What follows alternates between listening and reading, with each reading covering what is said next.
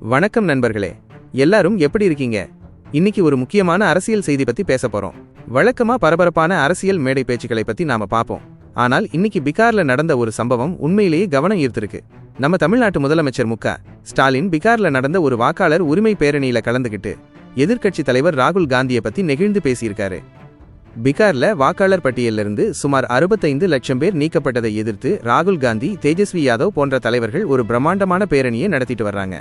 அந்த பேரணியில கலந்துகிட்ட நம்ம முதல்வர் ஸ்டாலின் அவர்கள் அங்கே கூடியிருந்த மக்கள் கிட்ட 2000 கிலோமீட்டர் கடந்து உங்களை பார்க்கத்தான் நான் வந்திருக்கேன் அப்படின்னு தன்னுடைய பேச்ச ஆரம்பிச்சிருக்காரு.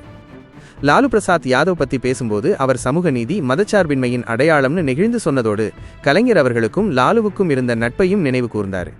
அப்புறம் லாலுவின் மகன் தேஜஸ்வி யாதவ் அப்பாவுக்கு தப்பாத பிள்ளையா உழைச்சிட்டு வர்றாருன்னு பாராட்டியிருக்காரு.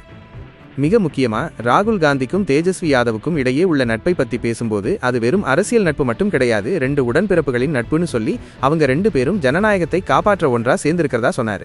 இதுதான் பீகார் தேர்தல்ல அவங்களுக்கு வெற்றியை பெற்று தரும்னு முதல்வர் அழுத்தமா சொன்னார். இப்போ எல்லாருக்கும் தெரிஞ்ச விஷயம், பாஜக தேர்தல் ஆணையத்தை பொம்மையா மாத்திட்டாங்கன்னு ராகுல் காந்தி குற்றஞ்சாட்டியிருக்காரு. அதுக்கு தேர்தல் ஆணையம் ராகுல் காந்தி மன்னிப்பு கேட்கணும், பிரமாண பத்திரம் தாக்கல் செய்யணும்னு சொல்லியிருக்கு. இதை பத்தி பேசும்போதுதான் ஸ்டாலின் ராகுல் காந்தியின் வார்த்தைகளிலும் கண்களிலும் எப்போதும் பயம் இருக்காதுன்னு ரொம்ப வலுவா சொன்னாரு.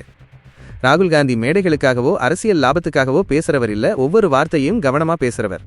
அதனால்தான் தேர்தல் எப்படி கேலி கூத்தாக்கப்பட்டிருக்குன்னு ராகுல் காந்தி வெளிச்சம் போட்டு காட்டிட்டார். அதனால்தான் பாஜக அவர் மேல பாயறாங்கன்னு முதல்வர் ஸ்டாலின் விளக்கமளிச்சாரு. 2024 நாடாளுமன்ற தேர்தல்ல இந்தியா கூட்டணி 240 இடங்கள்ல வெற்றி பெற்று பாஜகவை 240 இடங்கள்லயே அடக்கினதுக்கு இந்த பீகார் மண்ணு தான் அடித்தளம் போட்டதுன்னு அவர் பெருமையா சொன்னார். மக்கள் சக்திக்கு முன்னாடி எந்த சர்வாதிகாரியும் மண்டிட்டு தான் ஆகணும்னு மறுபடியும் பீகார் நிரூபிக்கணும்னு சொல்லியிருக்காரு.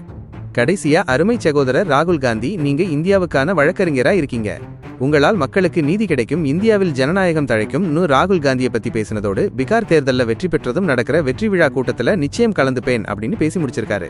இது போன்ற அரசியல் நிகழ்வுகளை பத்தி நீங்க என்ன நினைக்கிறீங்க? கமெண்ட்ல சொல்லுங்க. இன்னொரு வீடியோல உங்களை சந்திக்கிறேன். வணக்கம்.